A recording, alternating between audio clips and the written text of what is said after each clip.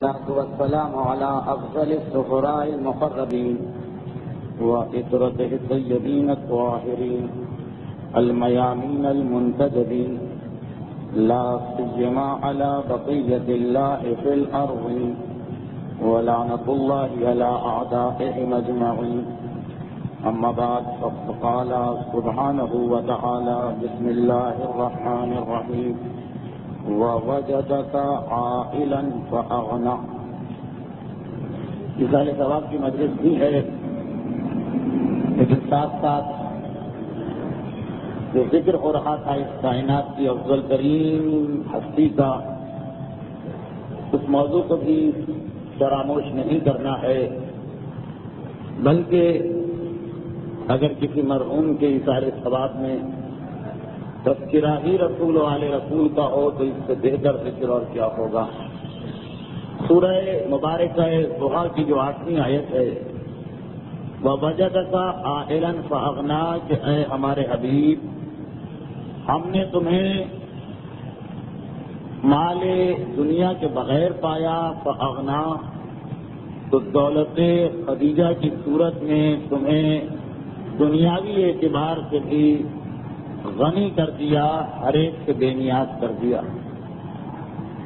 فرمان الہی کو سرنامہ کلام قرار دیتے ہوئے گزشتہ منگل کو بھی تاریخ کے اسی واقعے کا تذکرہ کیا جا رہا تھا کہ وہ کون سا لمحہ تھا اس دنیا کی تاریخ کا کہ جب پروردگار عالم دولت خدیجہ کے ذریعے اپنے حبیب کو بے نیاز کر رہا ہے، اور اس شان کے ساتھ کہ دولت خدیجہ دے رہی ہیں، پروردگار کہہ رہا ہے فَأَغْنَىٰ، غنی ہم کر رہے ہیں. تو اس مرحلے تک گفتگو پہنچ چکی تھی کہ جناب خدیجہ طاہرہ کی جو یہ تمنا لے کے پہلے سے بیٹھی تھی، یہودی اور عیسائی علماء کی پیشین گوئیوں کو سن کے کہ مجھے اسی آخری رسول سے نکاح کرنا ہے، کہ جس کا تذکرہ یہ سب علماء کر رہے ہیں، مگر یہ پہچاننے میں نہیں آ رہا تھا کہ وہ شخصیت کون سی ہے. ورقہ ابن نوفل کا ایک تعویذ اور خدیجہ کے اپنے غلام میسرہ کی رپورٹ، ان دو نے مل کے جناب خدیجہ کو یقین دلا دیا، اور پھر جناب خدیجہ نے اپنی آنکھوں سے پیغمبر اسلام کو جب سفر شام سے واپس مکے میں داخل ہوتے دیکھا تو اس وقت کچھ معجزات پیش آئے، اس نے جناب خدیجہ کے یقین کو کامل کر دیا.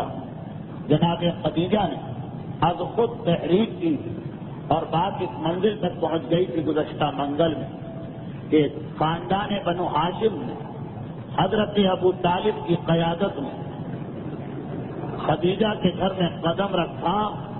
خدیجہ کے والد کا انتقال ہو چکا ہے، چچا عمر ابن اسد حیات ہیں، ان تک یہ رشتہ پیش کیا گیا. خاندان بنی ہاشم کو یہ یقین دلایا جا چکا تھا جناب خدیجہ کی جانب سے کہ اس رشتے سے کوئی اعتراض نہیں، بلکہ خدیجہ خوش ہے، خدیجہ کی خود یہ خواہش ہے. مگر چچا نے اس رشتے کو رد کر دیا. خاندان بنی ہاشم انتہائی جلال و غصے کی حالت میں واپس ہوا. جناب خدیجہ تک یہ اطلاع پہنچی اور پریشان ہو گئی. اب کیا کیا جائے؟ میرے چچا کا معاملہ ہے، چچا کی مخالفت بھی ممکن نہیں. خاندان بنی ہاشم کا مسئلہ ہے، ان کی غیرت بھی جاگ اٹھی ہوگی. اب ان کو سمجھانا بھی بڑا مشکل ہے، کیونکہ خاندان بنی ہاشم تو پہلے ہی سے ذرا تذبذب کے عالم میں تھا. وہ پہلے ہی سے یہ رشتہ لے جاتے ہوئے ہچکچا رہے تھے، انکار کر رہے تھے. خود جناب خدیجہ نے جب اپنی بھاوت کو یقین دلایا کہ یہ میری جانب سے میری خوشی اور خواہش کے مطابق ہے، تب خاندان بنی ہاشم آیا. مگر ایسا صاف جواب مل گیا. اب وہ لوگ بھی غیرت کے عالم میں ہیں، خدیجہ کے چچا بھی نہ بول چکے ہیں. کیا کریں خدیجہ طاہرہ؟ اپنے ایک اور چچا ورقہ ابن نوفل کو بلایا اور ان کے سامنے سارا معاملہ رکھا. یہاں تک کی بات آپ نے سن لی تھی گزشتہ منگل کو. یہ چند باتوں کی تکرار اس لیے ضروری تھی کہ جو صاحبان ایمان موجود نہ تھے اس گفتگو میں آج کی تقریر سمجھنا ان کے لیے آسان رہے.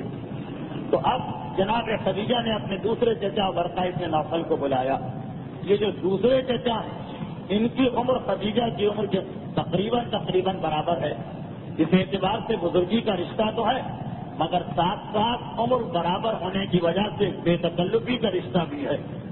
اپنے چچا کو اپنی کیفیت بتائی.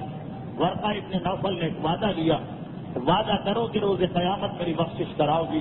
اور جناب خدیجہ نے وعدہ کیا. اب اس کے بعد ورقہ ابن نوفل کہتے ہیں کہ خدیجہ گھبراؤ نہیں، میں تو پہلے ہی تمہیں بتا چکا تھا کہ پروردگار تمہیں ایک بہت بڑی سعادت اور برکت دینے والا ہے. اس کا وقت قریب آ گیا ہے، اس معاملے کو میں سلجھا دوں گا. اور خدیجہ طاہرہ کو تسلی دے کے ورقہ ابن نوفل باہر آئے. سب سے پہلے اپنے بھائی کے پاس پہنچے، رشتے کے بھائی جو خدیجہ کے سگے چچا عمر ابن اسد. اور وہاں جانے کے بعد ورقہ کہتے ہیں کہ اے عمر، غضب کر دیا تم نے، حمزہ کی تلوار کو بھول گئے، خاندان بنی ہاشم کو اپنے دروازے سے ذلیل کر دیا. کیا تمہیں معلوم نہیں کہ اگر وہ خاندان بنو ہاشم واقعان تلواریں نکال کے ہمارے خلاف آ جائے تو سارے مکے میں کوئی ہماری حمایت کرنے والا نہ ہوگا. سب بنی ہاشم کے پرچم تلے جمع ہو جائیں گے، ہمارے خاندان کے لیے زندہ رہنا محال ہو جائے گا. یہ ساری عزت، یہ ساری دولت، یہ سارا اقتدار، یہ سب ختم ہو جائے گا.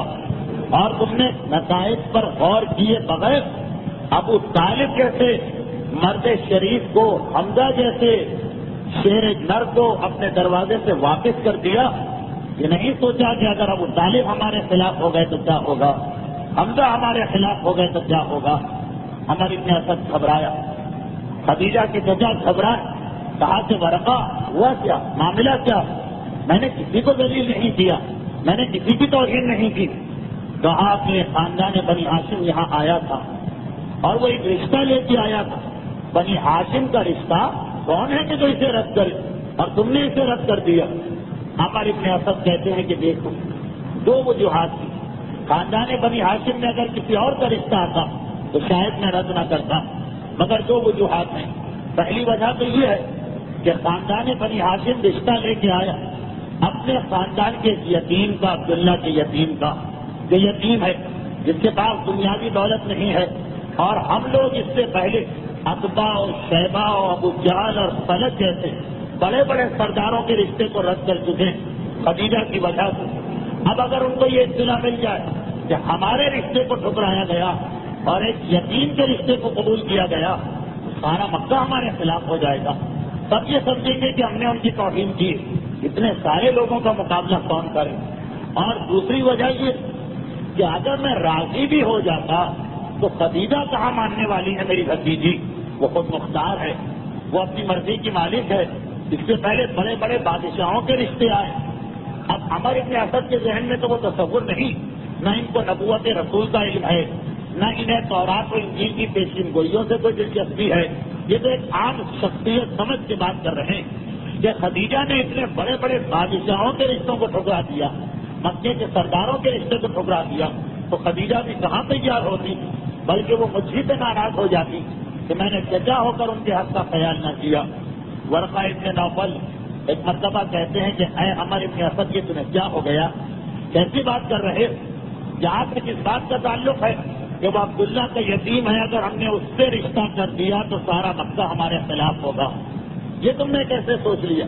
کیا تمہیں معلوم نہیں ہے کہ سارے مکے میں کوئی ایسا نہیں ہے کہ جو عبداللہ کے اس یتیم کا احترام نہ کرتا اور اس کے مقام کو نہ جانتا ہو؟ کیا تمہیں معلوم نہیں کہ سارا مکہ اسے صادق و امین کہتا؟ آپ کو یاد ہوگا کہ 3 یا 4 تقریریں پہلے میں نے عرض کیا تھا کہ پیغمبر کو اوائل جوانی ہی میں یہ لقب مل گیا تھا صادق و امین کا. اور یہ بھی آپ کو یاد ہوگا کہ سفر شام کا ایک پورا جو واقعہ ہے میں نے پوری تفصیل کے ساتھ بیان کیا تھا تاکہ آپ کے ذہن میں یہ بات پختہ ہو جائے کہ اس سفر شام کے نتیجے میں مکے کے تمام کافر، جو کہ اس وقت تک اسلام اور کفر کا مسئلہ نہیں پیدا ہوا تھا، مکے کے سارے کافروں نے پیغمبر کے اتنے معجزات دیکھے اور اتنے احسانات دیکھے، مکے والوں کو پیاس سے پیغمبر نے بچایا تھا، وہ کنواں تیار کر کے، مکے والوں کو سیلاب سے رسول خدا نے بچایا تھا، شام میں ان کا سامان تجارت کئی گنا زیادہ قیمت پر بکا تھا، تو یہ سب مکے والے احسان مند تھے۔ وہ واقعہ میں نے اسی لیے تفصیل سے بیان کیا تاکہ یہ چیزیں واضح ہو جائیں۔ تو ورقہ کہتے ہیں کہ سارا مکہ اسے صادق و امین کہتا ہے، ہر ایک اس کے احسان کا تذکرہ کرتا ہے، ہر گھر میں اس کی تعریف ہو رہی ہے۔ اگر تم اس کے رشتے کا انتخاب کرو گے تو کسی کو اعتراض نہیں ہوگا، ہاں کوئی اور رشتہ آئے تو یقیناً لوگ اعتراض کریں گے، مگر اس کے رشتے پہ کوئی اعتراض نہیں کرے گا، یہ میں ذمہ داری لیتا ہوں۔ اور جہاں تک خدیجہ کا معاملہ، تو اس سے پہلے تو ہر رشتہ خدیجہ تک پہنچایا گیا اور انہوں نے رد کیا، اس دفعہ تم نے اس رشتے کو وہاں تک کیوں نہ پہنچایا، اپنی مرضی سے کیسے فیصلہ کر دیا؟ عمر ابن اسد گھبرا کے کہتے ہیں تو کیا تمہیں خدیجہ کی رائے معلوم ہو گئی؟ کہا کہ ہاں، خدیجہ دل و جان سے اس رشتے سے راضی اور خوش ہیں۔ عمر ابن اسد نے سنا، گھبرا گئے، اگر میری بھتیجی راضی ہو گئی تو اب تو یہ بات باہر نکل گئی تو میری توہین ہوگی، کیا کوئی ایسا طریقہ نہیں ہے کہ یہ معاملہ اس طرح سے ختم ہو جائے کہ میرا احترام بھی برقرار رہے اور بات بھی ختم ہو جائے؟ ورقہ نے کہا ہاں، وعدہ کرو کہ اب اگر خاندان بنی ہاشم تمہارے پاس آ گیا تو تم پورے احترام کے ساتھ ان سے بات کرو گے۔ عمر ابن اسد اب گھبرا گئے کہ اگر میری اپنی بھتیجی ہی میری بات کو تسلیم نہیں کر رہی اور یہ بات باہر نکل گئی تو خدیجہ کا مقام زیادہ ہے مکے میں، میرا تو کوئی مقام نہیں، میں تو مشہور اس لیے ہوں کہ خدیجہ کا چچا ہوں، کتنی میری توہین ہوگی۔ چنانچہ ورقہ ابن نوفل کو زبردستی عمر ابن اسد نے بھیجا کہ جا کے کسی طرح خاندان بنی ہاشم کو راضی کرو۔ ورقہ ابن نوفل یہاں پہ آئے، جناب ابو طالب کا مکان ہے، بنی ہاشم کے سارے بزرگ و جوان جمع ہیں، اور بات یہ ہو رہی ہے کہ آج پہلی مرتبہ ہمارے خاندان کی تاریخ میں اس طرح سے ہمیں خالی ہاتھ واپس پلٹایا گیا ہے۔ جوان جوش میں بول رہے ہیں، بزرگ غصے میں بول رہے ہیں، مگر ابو طالب غالباً حقائق کو جانتے ہیں، وہ خاموش ہیں، سر جھکا ہوا ہے۔ ورقہ ابن نوفل داخل ہوئے، دیکھا کہ اس وقت محفل کا انداز کچھ اور ہے، لیکن تورات و زبور کے عالم ہیں، انتہائی پڑھے لکھے انسان ہیں مکے کے، چنانچہ بڑی حکمت عملی کے ساتھ ابو طالب سے جا کے گفتگو کی۔ معلوم تھا کہ جناب حمزہ سے گفتگو کرنے سے فائدہ نہیں، عباس سے گفتگو کرنے سے فائدہ نہیں، یہ سب اس وقت جوش و جذبات میں ہیں، لیکن ابو طالب کے پاس گئے۔ حضرت ابو طالب بہرحال بعض روایتوں کے مطابق حضرت اسماعیل کے اوصیاء میں سے ایک ہے، انہیں معلوم ہے کہ اب کیا ہونے والا ہے۔ ورقہ نے بھی جا کے بات کی، اپنے بھائی کی جانب سے معذرت کی، جناب خدیجہ کی پریشانی بتائی، اپنے خاندان کی بدنامی کا تذکرہ کیا، اور آخر میں اس مرحلے پہ لا کے بات کو ختم کیا کہ ابھی کسی کو پتہ ہی نہیں چلا ہے، اور جو کچھ آپ کی توہین ہوئی ہے ہم معافی مانگتے ہیں اور اب آپ میرے ساتھ چلیے۔ حضرت ابو طالب کو راضی کیا، بس ابو طالب راضی ہو گئے، اب حمزہ بھی نہیں بول سکتے، اب عباس بھی نہیں بول سکتے، سارا خاندان پیچھے پیچھے چل رہا ہے۔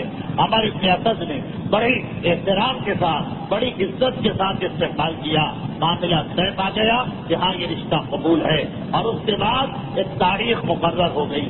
تاریخ یہاں پر یعنی ہسٹری یہاں پہ کوئی مستند تاریخ نہیں بتاتی ہے، بس اتنا پتا چلا کہ بہت قریب کی تاریخ طے پا گئی کہ کم سے کم نکاح ابھی ہو جائے، اس لیے کہ عمر ابن اسد نے ایک معذرت کی تھی کہ یہ شادی ہے اور اس خاندان کی ایسی عورت کی شادی ہے جو ملیکۃ العرب کہلاتی ہے، ہمیں انتظام کرنے کے لیے وقت چاہیے، ہمیں اپنے پورے قبیلے کو بھی جمع کرنا ہے، ہماری عزت کا بھی معاملہ ہے۔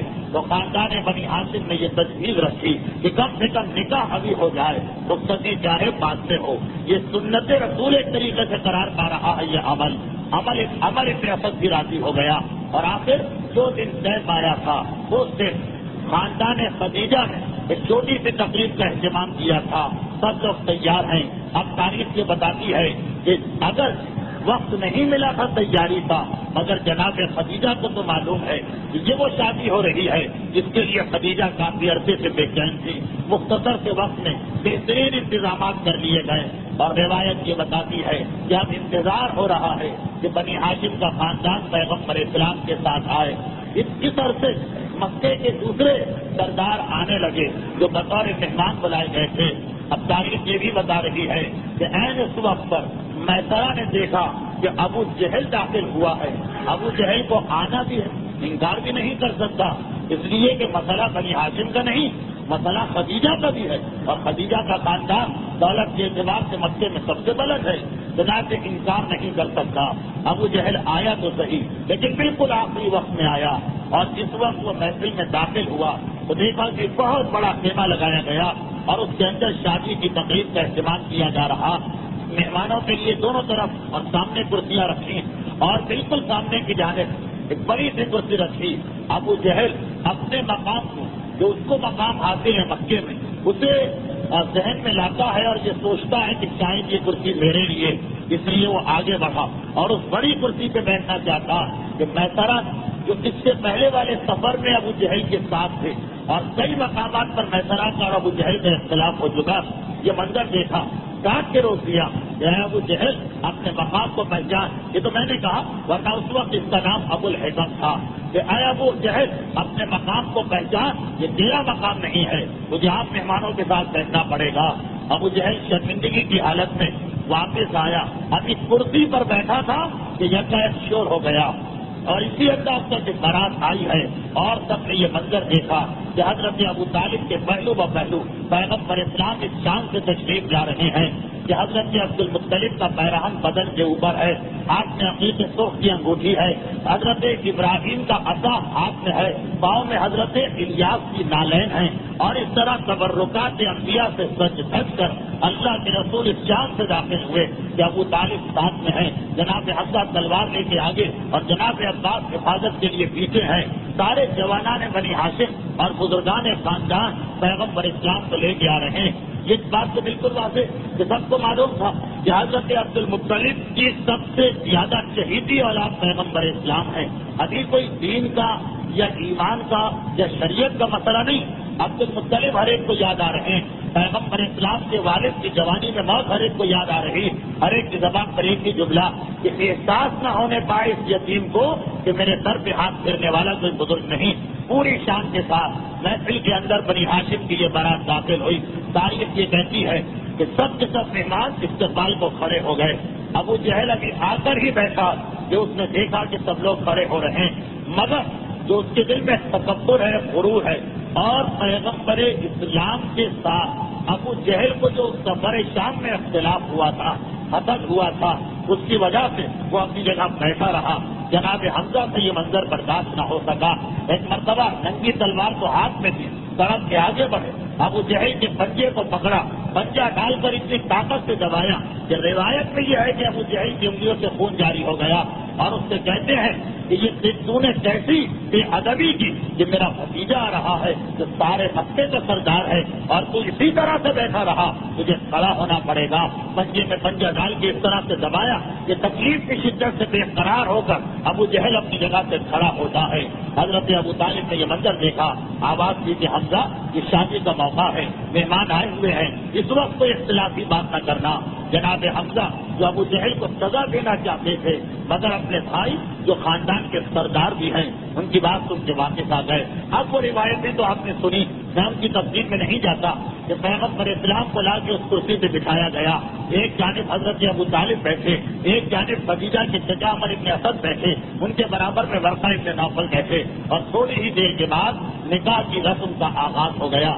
حضرت ابو طالب کا خطبہ آپ مسلسل علماء سے سنتے رہتے ہیں، اسے بیان کرنا اس وقت تحصیل حاصل کے مترادف ہے. حضرت ابو طالب نے وہ معرکۃ العارا خطبہ پڑھا جس کا ایک ایک جملہ یہ بتا رہا ہے کہ ابو طالب آدم سے لے کر پیغمبر اسلام تک ہر نبی کو ماننے والے اور خدا واحد کی پرستش کرنے والے ہیں. اس خطبے کے اندر پروردگار کی توحید کا تذکرہ ہے، انبیاء کی نبوتوں کا تذکرہ ہے، ابراہیم و اسماعیل کی فضیلت کا تذکرہ ہے اور اس کے حوالے سے اپنے خاندان کی فضیلت بیان کرنے کے بعد پھر پیغمبر اسلام کا ذکر ہے کہ مکے والوں یہ خطبہ پڑھ رہے ہیں حضرت ابو طالب، مکے والوں تمہیں پتا ہے کہ علم میں، فضل میں، شرافت میں، بلند ہمتی میں میرے بھتیجے کی مثال اس وقت پوری دنیا میں نہیں ہے. ہاں جہاں تک مال کا سوال ہے تو یقیناً مال تو بہت کم ہے، لیکن تم اس بات کو بھی جانتے ہو کہ مال ایک پھلتے ہوئے سائے اور اڑتے ہوئے پتے کی مانند ہے. مال کے ملنے سے نہ کسی کو فضیلت ملتی ہے، مال کے نہ ملنے سے کسی کی فضیلت کم نہیں ہوتی ہے. اور اس کے بعد اپنے خطبے کے اختتام میں اعلان کیا کہ میں نے اپنے بھتیجے کی جانب سے اس کا نکاح خدیجہ کے ساتھ کیا اور پھر آخری جملہ نکاح کے سیغے کے بعد آخری جملہ کہ میں خدا کی قسم کھا کے یہ کہتا ہوں کہ عنقریب میرے بھتیجے کو ایک بہت بڑی خوشخبری اور ایک بہت بڑی سعادت ملنے والی ہے۔ جناب ابو طالب کا سلام مکمل ہوا، جس میں خطبہ بھی ہے، نکاح کا جملہ بھی ہے۔ اب اس کے بعد عمر ابن اسد کو خدیجہ کی جانب سے چونکہ یہ نمائندے انہیں جواب دینا، لیکن ورقہ ابن نوفل نے بڑی تیزی کے ساتھ کچھ جواب دیا اور کہا کہ اے سردار قریش، پہلے تو انہوں نے خدا کی تعریف کی، انبیاء کا تذکرہ کیا، پھر اپنے خطبے میں کہا کہ اے سردار قریش، وہ کون ہے کہ جو آپ کے خاندان کی عظمت کو نہیں جانتا، اور ہمارے لیے بڑے فخر کا مقام ہے کہ آج ہم اپنے خاندان کے رشتے کو آپ سے ملا رہے ہیں، اور میں اپنی بھتیجی خدیجہ کا نکاح آپ کے بھتیجے کے ساتھ کرتا ہوں۔ یہ نکاح کا جملہ ورقہ نے ختم کیا، مگر اپنی جگہ شریعت کا مسئلہ تو ہے، پیغمبر اسلام کا نکاح شریعت کے دنیا میں آنے سے پہلے ہو رہا، ابھی اعلان نبوت نہیں ہوا، مگر یہ وہ نکاح کہ جس کے بارے میں پروردگار عالم کی جانب سے یہی مرضی ہے کہ اس کا ایک ایک جز شریعت اسلامیہ کے مطابق ہو۔ چنانچہ ابو طالب کہتے ہیں کہ ورقہ آپ نے جواب دیا، مگر ہماری خواہش ہے کہ خدیجہ کے چچا جو شرم ولی بھی ہوتا ہے بعض اوقات، اور اس وقت خدیجہ کے نمائندے اور وکیل بھی ہیں، وہ اس جملے کا جواب دیں۔ ایسا لگ رہا کہ ورقہ ابن نوفل نے شاید اس لیے جلدی کی کہ ورقہ ابن نوفل یہ چاہتے تھے کہ اس شہادت میں میرا نام بھی لکھا جائے کہ اللہ کے آخری رسول اور اللہ کے حبیب کے نکاح میں نے بھی چند جملے ادا کیے، میں نے بھی اس نکاح میں حصہ لیا، کیونکہ شرم تو چچا کو جواب دینا، سگے چچا کو۔ عمر ابن اسد نے جواب دیا، ایک مرتبہ خوشی کی لہر دوڑ گئی، یہ نکاح ہو گیا۔ اب اس مقام پر تاریخ میں مہر کا بھی تذکرہ ہے، ولیمے کا بھی تذکرہ ہے، رخصتی کا بھی تذکرہ۔ مہر کے بارے میں 3 روایتیں، ایک روایت میں ہے کہ 20 اونٹ مہر قرار پائے تھے، ایک روایت میں ہے کہ 12.5 اوقیہ سونا، یہ اوقیہ ایک وزن ہے جیسے آج کل تولہ ماشا وغیرہ، اور تیسری روایت میں ہے 400 سونے کی اشرفیہ۔ مگر علماء نے جب غور کیا تو پتا چلا کہ ان تینوں کی قیمت بالکل برابر ہے، جو 400 اشرفیوں کی قیمت ہے وہی 12.5 اوقیہ سونے کی قیمت ہے، اور وہی 30 اونٹ کی قیمت ہے۔ تو غالباً کوئی یہ قیمت بھی اس کو بیان کرنے کے لیے علماء نے اپنے زمانے کے حساب سے کبھی اونٹ کہہ دیا، کبھی اوقیہ کہہ دیا، اور کبھی سونے کی اشرفی کہہ دیا۔ بہرحال 400 سونے کی اشرفی سے پیغمبر اسلام کا نکاح جناب خدیجہ سے ہو گیا۔ اب تاریخ یہ بتاتی ہے کہ اس کے بعد اسی دن ولیمے کا اہتمام کیا گیا، اور اس چاند سے کہ ایک اونٹ حضرت ابو طالب نے اپنی طرف سے ذبح کیا، ایک اونٹ پیغمبر اسلام نے اپنے مال میں سے، اور بہت سارے اونٹ جناب خدیجہ نے اپنے مال میں سے ذبح کر کے دعوت ولیمے کا اہتمام کیا۔ اس کے بعد خدیجہ کے خاندان نے رخصتی کی تیاریوں کے لیے مہلت مانگی، اور تاریخ کہتی ہے کہ تقریباً 6 مہینے تک تیاریاں ہوتی رہی۔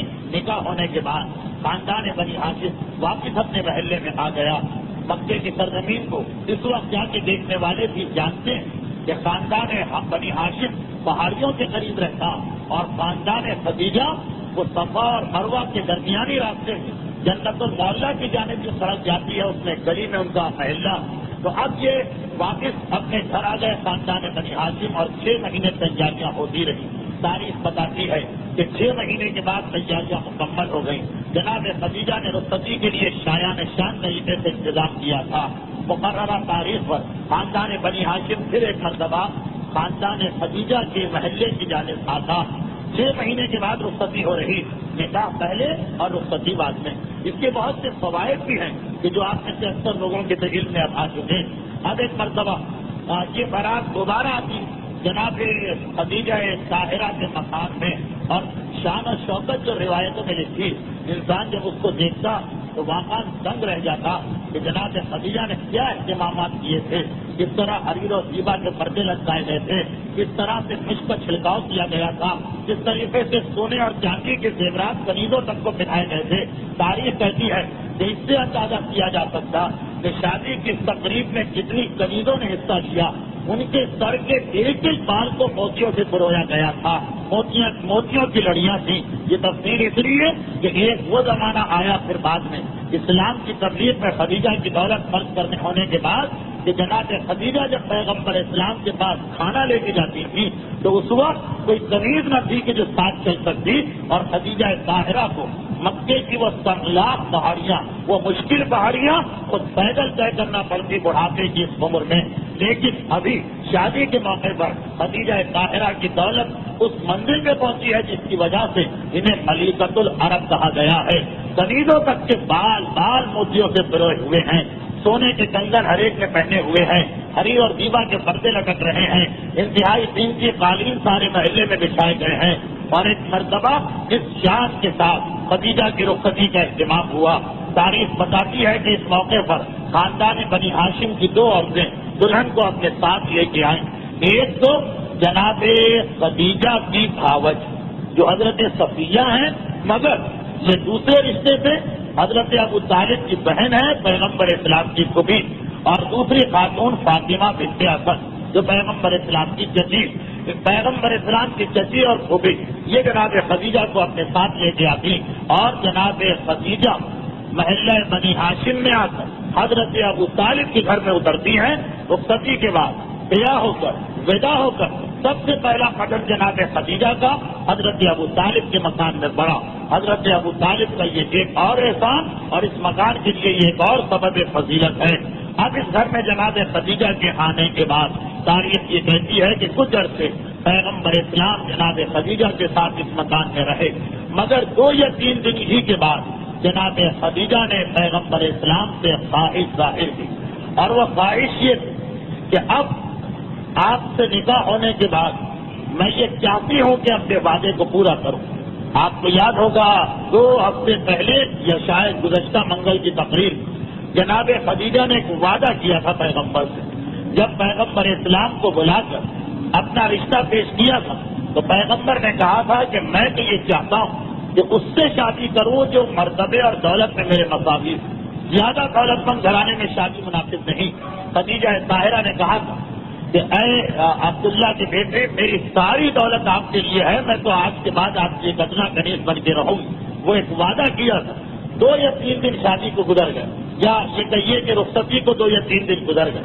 خدیجہ طاہرہ کہتی جب میں اپنے وعدے کو پورا کرنا چاہتی ہوں، اس لیے آج سے میرا سارا مال، میرے سارے جانور، میرا سارا اساس بیت، میرے ساری جائیداد، میرے سارے غلام، میری ساری کنیزیں، میرا سارا سامان تجارت، یہ سارا سونا چاندی آج کے بعد سے یہ سب آپ کا ہے، میں آپ کو ہبہ کرتی ہوں۔ ایک تو زبان سے کہنا ہے اور ایک باقاعدہ معاہدے کی شکل دے کر اس طرح سے منتقل کرنا کہ بعد میں اگر واپس بھی لینا چاہیں تو نہ لے سکیں۔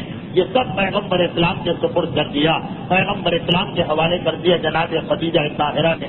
تاریخ کہتی کہ جس وقت جناب خدیجہ یہ سب سامان پیغمبر اسلام سے سپرد کر چکی اور حالت یہ تھی کہ اب خدیجہ کے پاس کچھ نہ رہا، اب خدیجہ واقعاً ایک کنیز بن گئی، کنیزی کے مرتبے میں آ گئی۔ اس کے بعد پھر اللہ کے رسول نے جناب خدیجہ کی تجارت کو اور وسیع کیا۔ اب تک پیغمبر اسلام دوسروں کے سامان تجارت کو لے جاتے تھے، اب تو یہ گویا اپنا سامان تجارت ہو گیا۔ جب دوسروں کے سامان تجارت کو لے جاتے تھے تو ایک مکے کا جو ماحول تھا، بددیانتی، ڈاکہ اور یہ ساری خرابیاں، جس کی وجہ سے اس سے پہلے پیغمبر کو کبھی بھی ان کی محنت کا پورا معاوضہ جو ظاہری، حقیقت میں تو رسول کی محنت کا کون معاوضہ دے، مگر ظاہری طور پر جو طریقہ اتنا پیسہ بھی کبھی نہ دیا گیا تھا۔ مگر جناب خدیجہ طاہرہ کا جب سارا تجارت کا سامان رسول کے ہاتھ میں آیا تو پیغمبر نے اس تجارت کو پھیلایا، اور برکت تو پہلے ہی سفر میں اتنی ہو گئی کہ اس کے بعد تو مسلسل برکت ہوتی رہی۔ اور اس وقت جب مکے کے لوگوں نے یہ دیکھا کہ اتنی دولت آنے کے بعد بھی یہ نوجوان ایسا ہے کہ نہ اس کی سچائی میں کوئی فرق پڑ رہا ہے، نہ اس کی امانت میں کوئی فرق پڑ رہا ہے، کیونکہ بہت سے لوگ ایسے ہوتے جو پروردگار عالم نے اکثر جگہ حدیث قدسی میں بھی فرمایا کہ جب تک ان کے پاس پیسہ نہیں ہوتا ان کا ایمان بھی سلامت ہے، ان کا کردار بھی سلامت ہے، ہر بات میں ہر وعدے میں سچے ہوتے ہیں، مگر جیسے جیسے ان پر نعمتیں بڑھتی جاتی ہیں، ان کی دولت میں اضافہ ہوتا جاتا ہے، ویسے ویسے ان کا کردار ختم ہونے لگتا۔ تو یہ ہوتی ہے اصل آزمائش کہ انسان کو سب کچھ ملے اور اس کے بعد بھی اس کے طریقے میں تبدیلی نہ آئے. تاریخ کہتی ہے کہ جناب خدیجہ کی اتنی دولت جب پیغمبر کے ہاتھ میں آ گئی تو سارے مکے نے حیرت سے یہ منظر دیکھا کہ اب تو رسول دولت کے اعتبار سے مکے میں سب سے بڑے ہو گئے، لیکن ابھی تک نہ صداقت میں کوئی کمی ہے نہ امانت میں کوئی کمی ہے، وہی انداز اور وہی طریقہ ہے. اب وہ مرحلہ آ گیا کہ جس وقت مکے والوں نے پورے یقین کے ساتھ کہا کہ آج سے پہلے بھی ہم اسے صادق و امین کہتے تھے، لیکن اب تو ہم پورا ہی کہہ سکتے ہیں کہ اس کی صداقت و امانت میں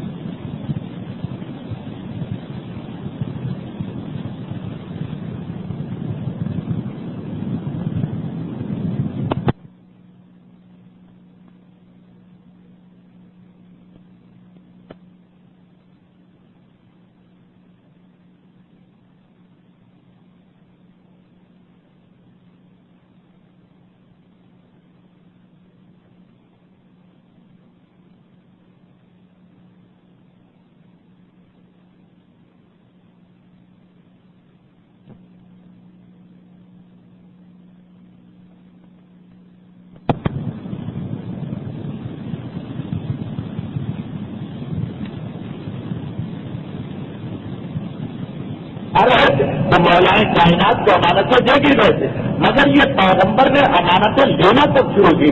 وہ کون سا زمانہ تھا؟ وہ جناب خدیجہ سے شادی کے فوراً بعد کا زمانہ ہے، جب مکے کے تمام کافروں کو بھی یقین آ گیا کہ یہ شخص ایسا ہے کہ جس کی امانت میں کوئی کبھی کسی زمانے میں بھی تبدیلی نہیں آ سکتی ہے. جناب خدیجہ کی شادی کے فوراً بعد پیغمبر اسلام کے بعد مکے والوں نے اس طرح امانتیں رکھوانا شروع کی کہ اعلان نبوت کے بعد جھگڑے ہوئے، اختلافات ہوئے، پیغمبر اسلام کا انکار کیا گیا، شاعر و جادوگر کہا گیا، مگر پھر بھی امانتیں پہنچائی جاتی رہیں. تو جناب خدیجہ سے شادی کے فوراً بعد پیغمبر اسلام پورے مکے کے لیے اس طرح سے امین بن کے سامنے آئے. تاریخ کہتی ہے کہ وہ مشہور واقعہ اسی موقع پہ پیش آیا تھا. عبداللہ ابن ابی الحنصہ ایک ایسی شخصیت ہے تاریخ اسلام میں کہ فقط اس ایک واقعے کی وجہ سے ان کا نام رہ گیا. یہ اعجاز رسالت کہ ذرا سا بھی پیغمبر کی زندگی سے کسی کا تعلق ہو، اب قیامت تک کے لیے اس کا نام زندہ رہ جائے گا. پیغمبر اسلام اور آل رسول کے ناموں کی بلندی کا ذکر کیا، ذرا سے کوئی ان سے منسوب ہو جائے کسی واقعے میں اس کا نام بھی تاریخ کے اوراق پہ آ جاتا. عبداللہ ابن ابی الحنصہ کہتے ہیں کہ یہ اسی زمانے کا واقعہ تھا. دولت آنے کے بعد لوگوں کے کردار میں تبدیلی آتی ہے، مگر میں گواہی دیتا ہوں اسی زمانے کا واقعہ ہے کہ ایک مرتبہ کچھ سامان مجھے ان کے پیغمبر اسلام کے ہاتھ فروخت کرنا تھا. چنانچہ ہم لوگ کھڑے ہوئے تھے کسی جگہ مکے کی کسی گلی میں کسی بازار میں. واقعہ تو بڑا مشہور ہے، بچوں کے کورس کی کتابوں میں بھی داخل ہے، آپ نے بھی سنا، لیکن سیرت رسول میں ترتیب کے مطابق اس کو یہاں بیان کرنا کہ اب ہم لوگ بات کر رہے تھے کوئی سامان تجارت کا مجھے فروخت کرنا تھا کہ پیغمبر اسلام سے میری بات ہو رہی تھی. پیغمبر نے کہا کہ وہ سامان لا کے دکھاؤ، پہلے دیکھا جائے گا پھر اس کی قیمت لگائی جائے گی. اس نے کہا کہ اچھا میں ابھی لے کے آتا ہوں. اور یہ کہہ کہ عبداللہ کہتے ہیں کہ میں اپنے گھر آ گیا. اب جو گھر آیا تو کوئی کام نکل آیا، کام جو نکلا تو اس میں ایسا الجھا ذہن سے اتر گئی بات، اور پھر دوسرے کاموں میں لگ گیا. جو انسان جس طرح اپنا دن گزارتا وہ سارا دن گزر گئے. اگلا دن آیا، وہ سارا دن بھی بالکل ایک نارمل طریقے سے عام طریقے سے میں اپنے کاموں میں لگا رہا. تیسرا دن بھی اس طرح گزر گئے. چوتھا دن جب آیا اور تقریباً دوپہر کا وہ وقت تھا کہ میں آرام کے لیے اپنے گھر آیا کہ میری نگاہ اپنے سامان تجارت پر پڑی جسے 3 دن پہلے میں نے نکال کے کونے میں رکھا تھا کہ بیچ میں کوئی اور کام آ گیا. اسے میں نے دیکھا تو فوراً مجھے یاد آیا کہ 3 دن پہلے میں نے اس کو بیچنے کے لیے خدیجہ کے شوہر سے بات کی تھی اور یہ کہا تھا کہ لا کے دکھاتا ہوں. چلو اب چل کے اس سامان کو اسے لے جا کے دکھاؤں پیغمبر اسلام کے لیے. اب ان کے ذہن میں تو کچھ بھی نہیں ہے. 4 دن کی بات ہے. جناب یہ سب سے پہلے جناب خدیجہ کے محلے میں گئے، جناب خدیجہ کے گھر پہنچے. یہ ایک بات ضمن بیچ میں آ گئی تو میں بتا دوں جو رہ گئی تھی کہ شادی کے کچھ عرصے کے بعد جب جناب خدیجہ نے اپنا سارا سامان دولت جائیداد پیغمبر کو ہبہ کر دیا تو پیغمبر پھر جناب ابو طالب کے گھر سے منتقل ہو گئے تھے خدیجہ کے گھر، جو اب خود پیغمبر کا اپنا گھر تھا۔ تو سب سے پہلے میں خدیجہ کے گھر میں گیا، وہاں جا کے معلوم کیا تو پتا چلا کہ نہیں، خدیجہ کے شوہر تو نہیں، بلکہ وہ لوگ پریشان تھے گھر والے کہ 3 دن ہو گئے ہیں اب تک نہیں آئے، خدا خیر کرے۔ میں پلٹ کے ابو طالب کے گھر میں آیا، محلہ بنی ہاشم میں، شاید یہاں آئے ہوئے ہوں، پتا چلا یہاں بھی نہیں آئے ہوئے اور یہ لوگ بھی پریشان ہیں، اس لیے کہ پیغمبر نے خدیجہ کے گھر میں منتقلی کے باوجود اپنا یہ طریقہ رکھا تھا کہ دن میں کم سے کم صبح و شام 2 مرتبہ حضرت ابو طالب کے گھر میں ضرور جایا کرتے تھے۔ 3 دن سے یہاں بھی نہیں آئے، میں سمجھا کہ شاید کعبے میں کسی عبادت میں مصروف ہوں گے، خانہ خدا کی جانب آیا تو وہاں بھی نظر نہیں آئے، بلکہ وہاں بھی لوگ حیران تھے جو روزانہ آنے جانے والے تھے کہ آج تک ایسا نہیں ہوا کہ عبداللہ کا بیٹا مکے میں ہو اور خانہ خدا میں 1 مرتبہ بھی نہ آئے، 3 دن سے تو ہماری ملاقات نہیں ہوئی۔ اب ہر جگہ سے ایک ہی بات سننے کو مل رہی کہ نہ یہاں گھر میں آئے، نہ چچا کے گھر میں گئے، نہ خدا کے گھر میں گئے، اور ہر آدمی پریشان ہے کہ کیا ماجرا۔ اب یہ کہہ رہے ہیں کہ جہاں جہاں امکان تھا، شاید مکے میں کوئی نیا تجارتی قافلہ آیا، وہاں اس کے سامان کو دیکھنے گئے، وہاں گئے جہاں منڈی لگتی ہے، پتہ چلا 1 ہفتے سے کوئی قافلہ نہیں آیا۔ ہر طرف گھومنے کے بعد پریشانی کی حالت میں تھے، سوچا کہ 3 دن پہلے جہاں میں نے چھوڑا وہاں جا کے دیکھتا ہوں شاید کوئی پیغام کسی کو دے کے گئے، مگر جب میں وہاں پہنچا تو میں یہ دیکھ کے گھبرا گیا کہ وہ عبداللہ کا بیٹا خدیجہ کا شوہر جس سے میں نے وعدہ کیا تھا کہ ابھی آ رہا ہوں اور اس نے کہا تھا کہ آؤ میں انتظار کر رہا ہوں، اسی حالت میں وہاں پہ کھڑا ہوا اور چہرے پہ حسن کے آثار بھی ہیں، جسم پسینہ پسینہ بھی ہے، لیکن اس کے باوجود محسوس یہی ہو رہا کہ اس جگہ سے حرکت بھی نہیں کی۔ جب میں نے دیکھا گھبرا کے پوچھا کہ میں تو آپ کو سب جگہ ڈھونڈ کے آ گیا، آپ یہیں پر ہیں؟ تو کہا کہ میں نے تم سے وعدہ کیا تھا کہ میں یہیں پہ تمہارا انتظار کروں گا، اب جب تک کہ تم نہیں آتے میں اپنا وعدہ کیسے توڑ دیتا۔ یہ ہے الصادق کہ جب مکے والوں نے جو کہا کہ یہ سچی، تو اس انداز کی سچائی گھبرا کے ایک مرتبہ کہا کہ میں نے آپ کو بڑی زحمت دی، شیطان میرے ذہن پہ غالب آ گیا تھا، تو فقط اتنا کہا کہ اے شخص جب کسی سے وعدہ کیا کر تو اسے یاد رکھا کر تاکہ دوسرے کو زحمت نہ ہو۔ اب پیغمبر یہ اپنی بات نہیں کر رہے، جس کو بتا رہے ہیں کہ یہاں تو ٹھیک ہے پیغمبر کا معاملہ، مگر دوسرے انسانوں کو اگر تو نے اس طرح پریشان کیا تو لوگ وعدے پہ بھروسہ کرنا چھوڑ دیں گے۔ اب یہ آدمی کہتا عبداللہ ابن ابی الحمصہ کہ میں 3 دن تک اسی مقام پہ رسول کو دیکھا کہ 3 دن کے بعد بھی مجھے وہاں ملے۔ یہ کب کی حالت ہے؟ یہ اس وقت کی حالت ہے کہ جب خدیجہ کی دولت مل چکی ہے، 70,000 اونٹ سامان تجارت لے کے تیار کھڑے ہیں، ایک چھوٹا سا وعدہ یا چھوٹا سا سامان تجارت، اس کی تو کوئی حیثیت ہی نہیں ہے، مگر بات ہے وعدے کی۔ جب ہم نے وعدہ کیا ہے تو اسے پورا کرنا۔ مکے والوں نے دیکھا کہ خدیجہ کی دولت ملنے کے بعد بھی اس انسان کی سچائی کی یہ کیفیت ہے، جیسا کہ قرآن نے بھی حضرت اسماعیل کے بارے میں یہی کہا انہ کان صادق الوعد، اور وہاں بھی تفسیر میں یہی حضرت اسماعیل نام کے 2 نبی گزرے، ایک ابراہیم کے بیٹے وہ الگ اور یہ اسماعیل الگ، ان کے بارے میں قرآن نے کہا یہ صادق ہیں۔ صادق کا لقب کیوں دیا؟ کیونکہ ایسا ہی واقعہ اللہ کے ایک اور نبی اسماعیل کو پیش آ چکا تھا، وہ بھی 3 دن تک اپنے وعدے کی بنیاد پہ رہے تھے، تو قرآن نے انہیں صادق کہا، اور یہاں پیغمبر اسلام کو سارے مکے نے ایک مرتبہ پھر بآواز بلند صادق کہا، یہ صادق و امین ہے۔ لوگوں نے دیکھا وعدے کی اتنی پابندی، امانت کی یہ کیفیت، تو اب لوگ مکے کے بڑے بڑے مخالف اور دشمن بھی پیغمبر کے پاس اپنی امانتوں کو لا کے رکھوا رہے ہیں۔ اور این اسی موقع پر سیرت رسول ہمیں ایک اور اہم ترین پیغام دیتی۔ یہ پیغام بعض لوگوں کے لیے بڑا تلخ ہوگا، مگر سیرت رسول کا پیغام ہے، واقعات کی ترتیب میں بھی اسی مقام پہ آ رہا۔ البتہ میں معذرت کر دوں ان لوگوں سے کہ جن کا حافظہ بہت تیز ہے، 2 سال قبل محسنان اسلام کے سلسلے میں یہ واقعہ بیان ہو چکا تھا ایک صحابی کے حالات میں، مگر وہ صحابی کے حالات تھے، یہاں رسول کے حالات ہیں۔ تاریخ یہ بتا رہی کہ جس وقت جناب خدیجہ نے اپنا سارا مال، ساری دولت، سارا ساز و سامان پیغمبر اسلام کے سپرد کر دیا، تو اس سامان کے اندر جتنے غلام تھے وہ بھی پیغمبر اسلام کے پاس آ گئے۔ صادق و امین کا لقب مل چکا ہے پیغمبر اسلام کو، مگر وہ باہر کی کیفیت، بعض ایسے لوگ بھی ہوتے ہیں کہ گھر سے باہر دیکھیے تو ان کا اخلاق، ان کا کردار، ان کا تقویٰ، انسان جھومنے لگتا ہے ان کی عبادتوں کو دیکھ کر، مگر گھر میں آ کے گھر والوں سے پوچھیے تو یہاں بالکل ہی الگ منظر نظر آتا۔ اب پیغمبر اسلام کو دولت خدیجہ ملنے کے بعد باہر کے بارے میں آپ نے دیکھ لیا، صداقت کی حالت آپ نے دیکھی کہ 3 دن تک وہاں موجود ہے، امانت کی حالت دیکھی کہ سارے مکے نے اپنا سامان اور قیمتی امانتیں لا کے رکھوانا شروع کر دی، یہ گھر کے باہر کی حالت ہے۔ اور اتنی دولت ملنے کے بعد آ کے دیکھیے گھر کے اندر کی حالت کیا۔ تاریخ بتاتی ہے کہ جناب خدیجہ جب سارا سامان پیغمبر کے حوالے کیا تو اس میں ان کے سارے غلام تھے، اور جناب خدیجہ کا وہ غلام بھی تھا جس سے جناب خدیجہ کو بیٹے کی مانند محبت تھی، مگر رسول کے لیے تو ساری محبت قربان، رسالت کی یہی تعریف تو کی گئی ہے، پیغمبر نے یہی تو کہا کہ کوئی اس وقت تک ایمان کا مزہ نہیں جگ سکتا جب تک کہ مجھ سے محبت نہ کرے، ایسی محبت کہ ہر محبت کو میری محبت میں قربان کر دے۔ یہ پیغمبر نے فرمایا تھا مدینے، خدیجہ نے اعلان رسالت سے پہلے اس پہ عمل کیا کہ جو غلام خدیجہ کو اتنا پسند تھا، بیٹے کی طرح محبت کرتی تھی، وہ بھی پیغمبر اسلام کے حوالے کر دیا۔ یہ کتنا پسند تھا غلام، یہ غلام اتنا پسند تھا کہ خدیجہ اتنی غیرت دار ہونے کے بعد تاریخ ایک ہی مقام لکھتی کہ جب انہوں نے کسی سے کوئی چیز مانگی اور وہ یہی غلام کا مسئلہ تھا۔ یہ کون غلام تھے؟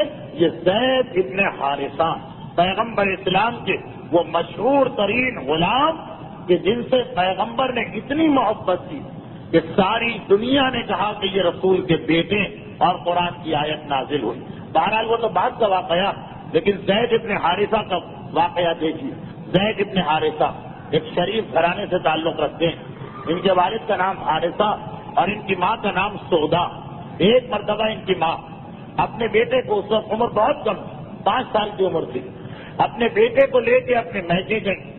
شوہر اپنے قبیلے میں ہے، بیوی اپنے میکے آ رہی، بیوی کا تعلق دوسرے قبیلے سے تھا، اپنے میکے میں آ کے رہی۔ رات کے وقت ڈاکوؤں نے حملہ کیا اور جو طریقہ ہوتا مال و اسباب کو لوٹا، چھوٹے چھوٹے بچوں کو اٹھایا اور نکل گئے۔ تو نہ زید کو بھی ان کی ماں کے پہلو سے اٹھا کے لے گئے اور غلام بنا کے بازار میں بھیج دیا۔ زید ایک سے دوسرے اور دوسرے سے تیسرے کے ہاتھ میں فروخت ہوتے ہوئے عکاظ کے میلے میں پہنچے۔ عکاظ کے میلے کے بارے میں 3-4 تقریریں پہلے بہت تفصیل سے پوری گفتگو ہوئی تھی۔ یہ وہ منڈی جہاں سارے عرب کے سردار جمع ہوتے ہیں، زید بھی وہاں فروخت ہو رہے تھے۔ جناب خدیجہ کے ایک بھتیجے حکیم ابن حزام، یہ وہی بھتیجے کہ دشمنان اہل بیت نے ان کے بارے میں لکھا تھا کہ ان کی ولادت بھی خانہ کعبہ میں ہوئی، کہ جسے دلیلوں کے ذریعے ہمارے علماء نے غلط ثابت کیا، مگر خود ان کی شخصیت سے اتنی شخصیت جب خاندان رسالت شیخ ابی طالب میں محصور کیا گیا تو یہی حکیم ابن حزام تھے جو راتوں کی تاریکی میں چھپ کے سامان لے جاتے اور جناب خدیجہ کو اور پیغمبر اسلام کو کھانے پینے کا سامان دیا کرتے۔ خیر جناب خدیجہ کے بھتیجے عکاظ کے میلے میں جا رہے ہیں، زید نظر آ گئے، بہت پسند آیا ہے بچہ، شریف گھرانے کا ہے، انتہائی سمجھدار۔ جناب کے حکیم ابن حزام نے زید کو خرید لیا اور اپنے گھر لے آیا۔ ایک دن پھوپھی کسی کام سے بھتیجے کے گھر میں آئی، خدیجہ شادی سے پہلے کی بات ہے، آئی بھتیجے کے گھر میں، حکیم ابن حزام کے گھر میں دیکھا کہ 10-12 سال کا بچہ کام کر رہا، اس کی شرافت کو دیکھ کر، معصومیت کو دیکھ کر، کھولپن کو دیکھ بے چین ہو گئی خدیجہ اور حکیم سے کہا کہ میں اس کو خریدنا چاہتی ہوں۔ حکیم ابن حزام نے اپنی پھوپھی کی خدمت میں اپنے غلام کو پیش کر دیا اور زید خدیجہ کے گھر میں کتنے مختلف طریقوں سے ہوتے ہوئے آ گئے۔ نکاح کے بعد اب خدیجہ کے دل میں نہ کوئی محبت ہے نہ کسی کی قدر ہے سوائے پیغمبر اسلام کی، چنانچہ زید بھی پیغمبر اسلام کی خدمت میں پہنچا دیے گئے اور پیغمبر اسلام اس انداز سے زید کی تربیت کی کہ جب وہ وقت آیا کہ زید کے باپ کو اطلاع ملی کہ تمہارا بیٹا جو آج سے 10 سال پہلے 12 سال پہلے اغوا کیا گیا وہ تو مکے کے فلاں خاندان میں ہے، تو وہ اپنے چھوٹے بھائی کو لے کے فوراً مکے میں آئے، پیغمبر اسلام سے آ کے ملاقات کی، کہا کہ میری ایک امانت آپ کے پاس ہے۔ پیغمبر نے پوچھا کس کے بارے میں سوال کر رہے ہو؟ کہا کہ میرا بیٹا زید جسے ڈاکوؤں نے اٹھا کے غلام بنا کے بیچا ہے، ورنہ وہ غلام نہیں، وہ آپ کے پاس ہے اور میرا بیٹا لقب جگر، میں اسے واپس لینا چاہتا ہوں۔ جتنی بھی قیمت آپ نے دی ہے وہ مانگے تو وہ، اور اگر اس سے زیادہ مانگے باپ اپنے بیٹے کو تو ہر قیمت پہ خریدے اور زید جیسے بیٹے کو میں یہ قیمت دینے کو تیار ہوں۔ پیغمبر اسلام نے کہا کہ اگر یہ واقعاً تمہارا بیٹا تو میں پیسہ لینے کو تیار نہیں ہوں، تمہارا بیٹا، تمہاری اولاد ہے، تمہارا حق ہے، اسے لے جاؤ، میری جانب سے یہ آزاد ہے۔ لیکن ایک عجیب جملہ کہا پیغمبر نے، اب دیکھیے بظاہر بات کہیں کی ہو رہی ہے مگر اس کا سلسلہ کہیں مل جائے گا۔ ایک عجیب جملہ کہا اللہ کے رسول نے، کہا مگر ایک بات ہے، وہ تمہارا بیٹا صحیح مگر بالغ ہو گیا، زید 15 سال سے اوپر ہو چکے، بالغ ہو گیا، میں اسے بلاتا ہوں، اگر وہ تمہارے ساتھ جانے کو تیار ہے تو لے جاؤ، اور اگر وہ تیار نہیں تو میری غیرت کے خلاف ہے کہ میں اس کو زبردستی اپنے گھر سے باہر نکالوں۔ اگر وہ یہاں رہنے پہ راضی اور تیار تو میں کبھی بھی اسے اپنے گھر سے نکالوں گا نہیں، اس کی مرضی ہے، چاہے باپ کے ساتھ جائے چاہے یہاں پہ رہے۔ دیکھیے اب واقعہ تو ابھی مکمل ہوتا مگر یہ اتنا اہم جملہ ہے اللہ کے رسول کا ہمارے موجودہ ماحول کو دیکھ کے۔ تمام مجتہدین ایک ہی جملہ لکھتے ہیں، لا ولایت علی البالغ الرشید لأحد، کہ جب کوئی لڑکا بالغ اور سمجھدار ہو جاتا تو اب اس کے معاملات میں دخل دینے کا حق کسی کو نہیں ہے، حتیٰ اس کی ماں اور باپ اور چچا کو بھی نہیں، سوائے اس کے کہ نصیحت کر سکتے ہیں، یہ بتا سکتے ہیں کہ یہ صحیح راستہ ہے یہ غلط راستہ، مگر یہ سمجھ لینا کہ جس طرح سے خدا کو اپنے بندے پہ اختیار ہوتا وہ اختیار ہماری اولاد پہ ہے۔ پیغمبر اسلام کا یہ جملہ اسلام سے پہلے کا جملہ ہے مگر جو آج تک فقہ اسلامی کا جز بن گیا اس حقیقت کو غلط ثابت کر رہا کہ نہیں، باپ، ماں، چچا، بزرگ، ان کا ایک بلند مقام اسلام نے دیا مگر ان کی ذمہ داری کہ وہ اپنے مقام کی بلندی کے ساتھ ساتھ یہ بھی دیکھ کہ کہاں ہمیں بولنا ہے کہاں ہمیں نہیں بولنا۔ یہی وجہ کہ تمام علماء کہتے ہیں کہ اگر ایک نوجوان مرد، بالغ مرد اپنی مرضی سے شادی کرنا چاہے تو والدین کے لیے مناسب نہیں ہے کہ وہ اس کو مجبور کریں کہ نہیں جہاں ہم کہیں وہاں شادی کرنا ہوگا۔ اگر ایک نوجوان اپنی مرضی سے اپنی معیشت کا انتظام کرنا چاہے تو والدین کو حق نہیں کہ کہنے ہم نے مثلاً کاروبار شروع کیا ہے، دکان شروع کی، تمہیں ہمارے ساتھ کام کرنا ہوگا، ہم تمہارے باپ، منع کیا ہے اس کو کہ یہ حق نہیں۔ اس سے کہہ سکتے ہیں پھر اس کی مرضی مانے یا نہ مانے، اور کم سے کم وہ حق تو بالکل ہی نہیں جو بعض لوگوں نے سمجھ لیا کہ اگر بیٹے کی شادی بھی ہو جائے تو اسے چلنا چاہیے ہمارے اشاروں پہ۔ سعادت مند اولاد والدین کے ہر حکم کی اطاعت کرتی، لیکن اولاد کے بھی اپنے مسائل کو ذہن میں رکھنا چاہیے کہ وہ جس زمانے میں زندگی گزار رہے ہیں کہیں ایسا تو نہیں کہ ہم ان سے کوئی ایسی بات، ایسی ڈیمانڈ، ایسا مطالبہ کریں کہ وہ پورا نہ کر سکے، ہم زور دیں اور پھر مجبوراً وہ بدتمیزی پہ اتر آئیں۔ یعنی میں نے خود دیکھا کہ واقعات جو سمجھدار والدین ہوتے ہیں وہ خود اس موقع اور محل کی نزاکت کو جانتے ہیں کہ کہاں ہمیں بولنا اور کہاں بات ہماری مرضی کے خلاف ہے، مگر بزرگی کا تقاضا یہ ہے، اپنے احترام کا تقاضا یہ کہ بڑی حکمت عملی کے ساتھ خاموش رہ کر اس بات کو ٹال دیا جائے۔ تو جیسا کہ میں نے بعض بزرگوں سے یہ سنا کہ جی ہمیں تو اتنا حق اسلام کی جانب سے ہے کہ ہم بیٹے سے کہیں کہ بیوی کو طلاق دے دو تو اسے طلاق دے دینا چاہیے۔ اللہ کے رسول کہہ رہے ہیں کہ 15 سال کا لڑکا ہو گیا، اب اگر اس کا سگا باپ جو 10 سال سے اپنے بیٹے سے محروم ہے وہ آ کر کہے کہ میرے ساتھ چلو اور بیٹا کہے کہ نہیں میرا دل نہیں چاہ رہا، تو پیغمبر کہہ رہے کہ میں اسے تمہارے ساتھ نہیں بھیجوں گا۔ یہ سیرت رسول۔ اور آپ کو یاد ہوگا کہ میں نے ربیع الاول میں جب یہ سلسلہ شروع ہوا تو پہلی تقریر میں ایک جملہ کہا تھا، میں نے پہلی تقریر میں یہ عرض کیا تھا کہ آپ اب تک یہ طریقہ رہا ہے علماء کا کہ سیرت رسول میں اعلان نبوت کے بعد کے حالات کو تفصیل سے لکھتے ہیں، اس سے پہلے کے حالات بہت مختصر، لیکن آج غالباً یہ 19ویں تقریر ہے کہ پیغمبر اسلام کے اعلان نبوت سے پہلے کے حالات پر 19 گھنٹے ہماری گفتگو ہوئی۔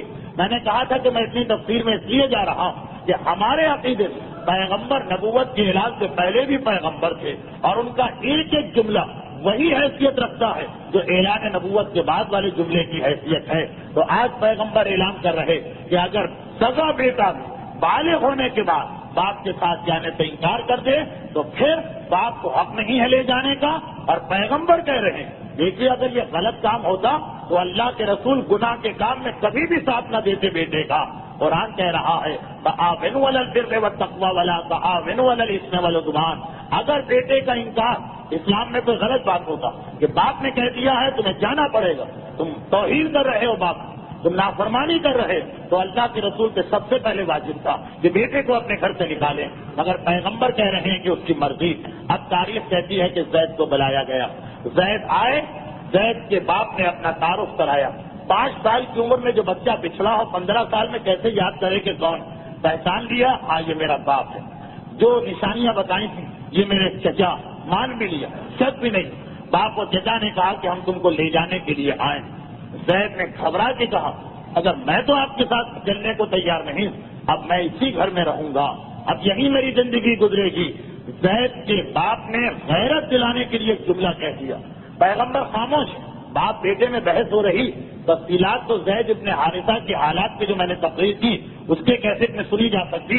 جتنا رسول سے تعلق ہے اس واقعے کا وہ میں بیان کر رہا ہوں کہ اب باپ اور بیٹے میں بحث ہو رہی. باپ دباؤ ڈال رہا، کبھی ماں کی یاد دلا رہا یعنی اپنی بیوی کی، کبھی بیٹیوں کا تذکرہ کر کے زید کو ان کی بہنیں یاد دلا رہا، کبھی بچپنے کے دوست کا تذکرہ. سارے کے سارے طریقے استعمال کیے جا رہے ہیں. زید انکار کر رہے ہیں، پیغمبر خاموش. نہ باپ کے ساتھ دے رہے ہیں نہ بیٹے کا ساتھ دے رہے ہیں، اس لیے کہ دونوں اپنی مرضی میں آزاد. باپ بیٹے کو سمجھا سکتا ہے، اس کو حق ہے اس کا. بیٹا باپ کی بات سن کر اگر سمجھدار ہے تو اپنی مرضی سے فیصلہ کر سکتا. پیغمبر خاموش. آخر میں باپ نے دیکھا کہ نہ بہنوں کے تذکرے سے، نہ ماں کے تذکرے سے، نہ ساتھیوں کے تذکرے سے، کسی تذکرے سے بھی یہ چلنے کو تیار نہیں ہوا. یہ وعدہ کیا کہ میں سب سے ملاقات کروں گا مگر رہنے کا وعدہ نہیں کیا. تو غیرت کو جگانے کے لیے جملہ کہا بیٹا تم میرا بیٹا، اور آج تیری یہ حالت ہو گئی کہ تو آزادی پر غلامی کو ترجیح دے رہا. میرے ساتھ چل تو آزاد، یہاں غلام بن کے تجھے رہنا پڑے گا. بیٹا تو کیسا عرب ہے کہ تو غلامی کو پسند کر رہا ہے، آزادی کو چھوڑ رہا. اب یہ جملہ زید کے باپ نے کہا. پیغمبر خاموش. زید کہتے ہیں بابا ایسا ہی سمجھ لیجیے اس گھر کی غلامی مجھے ہزار گنا آزادی سے زیادہ پسند ہے. زید نے تو اپنا جواب دے دیا. اب پیغمبر کو بولنا تھا، اس لیے کہ اب تک جو گفتگو ہوئی تھی اس کا رسول سے تعلق نہیں تھا، لیکن اب جو جملہ کہا زید کے باپ نے اس کا رسول سے تعلق ہے. اس لیے رسول نے پہلے بیٹے کے جواب کا انتظار کر لیا کہ اس کو رائے بدلوانا بھی نہیں. جب اس نے رائے دے دی تو پیغمبر نے زید کے باپ حارثہ سے کہا اے حارثہ یہ تو نے کیا بات کہی؟ کیا تجھے نہیں معلوم کہ زید کو کبھی غلام نہیں سمجھا گیا؟ زید مثل میرے بیٹے کے ہے، اور اگر اب تک یہ بات زبان سے نہیں کہی گئی تھی تو آج میں اعلان کرتا ہوں کہ آج سے زید آزاد ہے اور اس کا میری غلامی سے کوئی تعلق نہیں. اور اگر پھر بھی تجھے یقین نہیں آ رہا، تو یہ سمجھ رہا کہ میں خالی زید کو اطمینان دلانے کے لیے یہ کہتا ہوں تو چل میرے ساتھ. یہ کہہ کے پیغمبر نے زید کے والد اور چچا کو لیا، خانہ خدا کے قریب اس جگہ جا کے کھڑے ہو گئے جہاں عرب اس وقت کھڑے ہوتے ہیں جب کوئی اہم اعلان کرنا ہو، اور سب سے کہا کہ سنو مکے والوں، آج تک تم زید کو میرا غلام کہتے. یہ جملہ پیغمبر نے کبھی بھی زید کو اپنا غلام نہیں کہا. اسی لیے تاریخ کہتی ہے کہ جب زید کے والد نہیں آئے تھے اس وقت بھی زید ابن محمد کہلاتے تھے، عبد محمد نہیں کہلاتے تھے. اس وقت کہا تم لوگ اسے میرا غلام کہتے تھے، لیکن آج اسے میں یہ اعلان کرتا ہوں کہ یہ آزاد بھی ہے اور میرے بیٹوں کی مانند ہے، اور میری جائیداد میں اس کو وہ حصہ ملے گا کہ جو بیٹے کو ملا کرتا ہے. یہ اعلان کیا. اسلام کے احکام میں میراث بہت بعد میں آئے، لیکن یہ میں بتا دوں کہ ہر شخص کو حق ہے کہ اپنی جائیداد سے 1/3 کسی کو بھی دے کے جا سکتا. بہرحال یہ اعلان کیا اور اس کے بعد کہا کہ نہیں شاید پھر بھی تمہیں یقین نہیں آ رہا، اور چلو مکے میں جہاں جہاں عرب بیٹھا کرتے تھے یہ کام طریقہ تھا کہ خانہ خدا میں تو سارے عرب جمع ہوتے ہیں، اس کے علاوہ ہر قبیلے کی ایک چوپال ہوتی تھی جہاں پہ اس قبیلے کے لوگ جاتے تھے. مکے میں جتنے قبیلے سب کی چوپال میں رسول خدا گئے اور یہ اعلان کیا کہ آج سے زید میرا بیٹا ہے اور بیٹے کی مانند رہے گا. باپ اور چچا مایوس ہو کے چلے گئے، مگر یہ زید ابن حارثہ کا واقعہ بتا رہا ہے کہ اللہ کے رسول کے گھر میں بھی امانت و صداقت کتنی تھی. گھر سے باہر وہ امانت و صداقت کے مسئلہ گواہی دے رہا، مگر رسول ان صاحبان ایمان کی طرح نہ کہ گھر سے باہر تو سب کو خوش رکھتے ہیں، گھر میں بیوی ہیں، بچے ہیں، چھوٹے ہیں وہ سب پریشان ہوتے ہیں ان کے وجود سے کہ نمازی تو بہت ہے مگر ان کا ایک ایک لمحہ مسجد میں گزرے تو بہتر ہے، گھر میں آتے ہیں تو وہیں سے خرابی شروع ہو جاتی۔ نہیں، پیغمبر اسلام کے گھر میں زید ابن حارثہ کا اپنے باپ اور چچا کو دیکھنے کے باوجود انکار کر دینا کہ میں نہیں جاؤں گا۔ یہ میں پھر یاد دلا دوں کہ یہ واقعہ ہے نبوت کے اعلان سے 12 سال پہلے کا۔ یہ بھی نہیں کہ کوئی کہہ دے کہ بھائی زید تو رسول کا کلمہ پڑھ چکے ہیں، رسول کو چھوڑ کے کہاں جائیں گے؟ ابھی نہ کلمہ پڑھا نہ رسالت کا اعلان ہوا۔ خدیجہ طاہرہ کو تو معلوم ہے کہ رسول بننے والے ہیں، زید کو تو یہ بھی نہیں معلوم۔ 15 سال کا بچہ پھر بھی وہ رہ رہا ہے۔ اس کا مقصد یہ کہ غلام کو اس گھر میں باپ سے زیادہ محبت مل رہی ہے تبھی باپ کو چھوڑ رہا ہے، اپنے گھر سے زیادہ محبت مل رہی ہے۔ یہ ہونا چاہیے مومن کا کردار کہ جو گھر سے باہر ہے وہی گھر کے اندر ہو۔ اس انداز سے پیغمبر اسلام نے زید ابن حارثہ کے واقعے نے ایک نشانی بتائی کہ اس انداز سے پیغمبر نے اپنے گھر میں بھی زندگی گزاری۔ اور خدیجہ طاہرہ کی شادی کے بعد تاریخ صرف اتنا بتاتی ہے کہ پیغمبر اسلام نے تجارت کو وسیع کر لیا، امین اور صادق کا لقب مکے والوں نے دوبارہ دوہرا دیا۔ اب اس کے بعد سے لے کر 40 سال اعلان نبوت تک درمیان میں پیغمبر کی زندگی میں صرف 2 واقعے آتے ہیں تفصیلی، جو انشاءاللہ بعد کی مجالس میں بیان کیے جائیں گے، ورنہ باقی واقعات اتنی تفصیل سے نہیں آئے کیونکہ ظاہری اعتبار سے ساری چیزیں مکمل ہو گئی۔ جوانی شروع ہو گئی، شادی ہو گئی، اس کے بعد تجارت شروع ہو گئی، سامان تجارت کا مسئلہ حل ہو گیا۔ اب کوئی اور اہم واقعہ پیش نہیں آیا، صرف 2 اور واقعات تھے جو تفصیل چاہتے ہیں۔ البتہ ضمن یہ بتا دیا جائے کہ تاریخ کہتی ہے کہ اس شادی کے بعد پیغمبر اسلام اور جناب خدیجہ نے پورے 25 سال گزارے ہیں ایک ساتھ۔ 15 سال نبوت کے اعلان سے پہلے، 10 سال نبوت کے اعلان کے بعد۔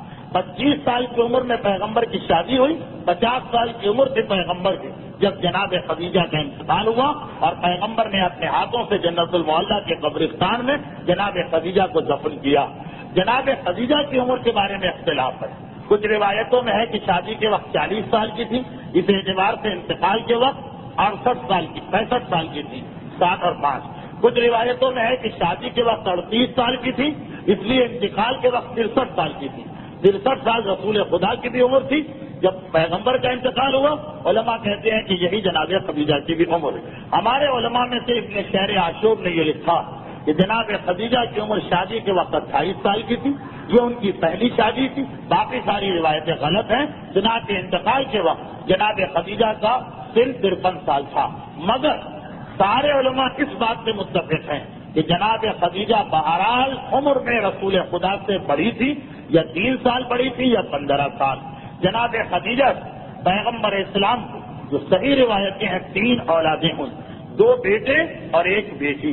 بعض مسلمانوں نے 6 اولادیں لکھی ہیں، 4 بیٹیاں اور 2 بیٹی، جس کی تفصیل میں جانے کی اس وقت ضرورت نہیں۔ پیغمبر اسلام کے انتقال کے بعد جب رسول کی اولادوں کا تذکرہ ہوگا وہاں میں تفصیل میں جاؤں گا۔ فقط ایک آخری واقعہ بیان کر دوں کہ پیغمبر اسلام اور جناب خدیجہ کے یہاں 3 اولادیں تو بالکل ثابت ہیں، سارے مسلمان اس پر متفق ہیں، جن میں 2 لڑکے تھے اور 1 لڑکی۔ لڑکی کا نام تو کون ایسا مسلمان ہے جو نہیں جانتا، لیکن جو 2 لڑکے تھے ان میں سے ایک کا نام قاسم ہے۔ یہ وہی قاسم ہے جن کی وجہ سے رسول ابو القاسم کہلاتے ہیں، اور دوسرے بیٹے کا نام عبداللہ تھا۔ یہ عبداللہ رسول خدا نے ایک تو عبداللہ خود بہترین نام اور پھر اپنے والد کے نام پر اپنے بیٹے کا نام رکھا۔ عبداللہ کے 2 لقب بھی ہیں، عبداللہ ہی کو سید بھی کہتے ہیں، یہ رسول خدا کا رکھا ہوا نام، طاہر بھی کہتے ہیں۔ یہ 3 پاک و پاکیزہ نام جو پیغمبر نے اپنے ایک بیٹے کو دیے، تو یہی عبداللہ کا تذکرہ کہ عبداللہ کا بھی انتقال بچپنے میں ہوا اور دوسرے بیٹے قاسم کا انتقال بھی بچپنے میں ہوا، مگر ایک فرق کے ساتھ کہ ایک بیٹے کا انتقال نبوت کے اعلان سے پہلے ہوا، ایک کا انتقال اعلان نبوت کے بعد ہوا۔ تو جب پہلا انتقال ہوا وہ جناب عبداللہ کا تھا جو طیب و طاہر کہلاتے ہیں، یہ انتقال ہوا نبوت کے اعلان سے 5 سال پہلے، تو جناب خدیجہ ان کی سب سے بڑی اولاد ہے، اس انتقال پہ بے انتہا غم کیا۔ پیغمبر اسلام ایک دن گھر میں داخل ہوئے تو یہ دیکھا، یہ جو روایت ہے یہ ہمارے 5ویں امام محمد باقر علیہ السلام کی روایت ہے۔ پیغمبر اسلام نے دیکھا کہ انتہائی غمگین ہے خدیجہ۔ پوچھا خدیجہ کیا بات ہے؟ کہا، خدیجہ نے کہا کہ میرا بیٹا، اور اس کمسنی میں 5 سال سے بھی کم کی عمر تھی، اس کمسنی میں مجھ سے جدا ہو گیا، میں خلا محسوس کر رہی ہوں، کمی محسوس کر رہی ہوں، میرا جسم کا ایک ایک حصہ میری اولاد کو تقاضا کر رہا۔ پیغمبر اسلام نے کہا، امام فرما رہے ہیں، خدیجہ کیا تم اس پر مطمئن نہیں کہ روز قیامت تمہارا بیٹا جنت کے دروازے پہ کھڑا ہوگا؟ وہ مشہور روایت کسی موقع پر پیغمبر نے ارشاد فرمائی، روایت تو آپ کی سنی، جنت کے دروازے پہ کھڑا ہوگا اور کہے گا پروردگارا میں اس وقت تک جنت میں نہیں جاؤں گا جب تک کہ میرے ساتھ میری ماں نہ ہو۔ اور یہ جملہ سنتے ہی جناب خدیجہ نے عجیب سوال کیا، یہ فرق ہوتا ہے ایک عام مومن میں اور ام المومنین۔ کہا کہ اتنا اور بتا دیجیے کہ کیا یہ خالی میرے بیٹے کا تذکرہ؟ یعنی خدیجہ جو ان کے دل میں یہ خیال پیدا ہوا کہ میری امت میں جتنے بھی والدین ہوں گے ان کی اولاد کا بھی تو انتقال ہوگا، کیا پروردگار سب کو یہ فضیلت نہیں دے سکتا؟ خدیجہ کا خیال دیکھیے، ہمارا اور آپ کا خدیجہ کو کتنا خیال کہ خدیجہ کے بیٹے کا انتقال ہوا، خدیجہ کو خوشخبری مل گئی۔ کیا خوشخبری ملی؟ کہ پروردگار جنت میں سب سے پہلے ان بیٹوں کو داخل کرتا ہے کہ جو بالغ ہونے سے پہلے مر جائیں، مگر وہ بیٹے جنت پہ کھڑے ہو گئے۔ خدیجہ کا بیٹا کہا کہ میں ماں کے بغیر نہ جاؤں گا۔ خدیجہ کو احساس ہوا کہ جو اب مسلمان آئیں گے ان میں سے بھی بہت سے ایسے ہوں گے جن کی اولاد انتقال کر جائے گی، کیا ان کو خدا یہ ثواب اور یہ فائدہ نہیں دے سکتا؟ خدیجہ نے ہمارا اور آپ کا خیال کیا۔ پیغمبر نے کہا کہ خدیجہ پروردگار کا یہ وعدہ ہر مومن کے ساتھ ہے، اور اے خدیجہ جس مومن کا بھی نابالغ بچہ مرتا ہے وہ جنت میں داخل ہونے سے انکار کر دیتا ہے جب تک کہ اس کے والدین اس کے ساتھ نہ ہو۔ اور اے خدیجہ خدا کی رحمت کے خلاف ہے کہ وہ کسی مومن سے اس کا میوہ دل لے لے، کہ 5ویں امام کا جملہ، اس کے دل کا ٹکڑا لے لے، اس کے دل کا میوہ لے لے، اور وہ مومن صبر و شکر کرے، یہ بھی شرط ہے، اور پھر بھی خدا اسے جنت میں داخل نہ کرے، یہ خدا کی رحمت کے خلاف ہے۔ ذرا دیکھیے خدیجہ طاہرہ ام المومنین ہیں اور ہمارا کتنا خیال کر رہی ہیں کہ اولاد کا انتقال ہوتا ہے ان کی، مگر فوراً وہ ہم کو یاد کرتی ہے۔ یہ خدیجہ طاہرہ کی شان ہے، بلکہ یہ پورے خاندان اہل بیت کی شان ہے، یہ پورے خاندان رسالت کی شان ہے۔ خدیجہ طاہرہ کے باقی حالات جو سیرت رسول سے متعلق ہیں وہ آئیں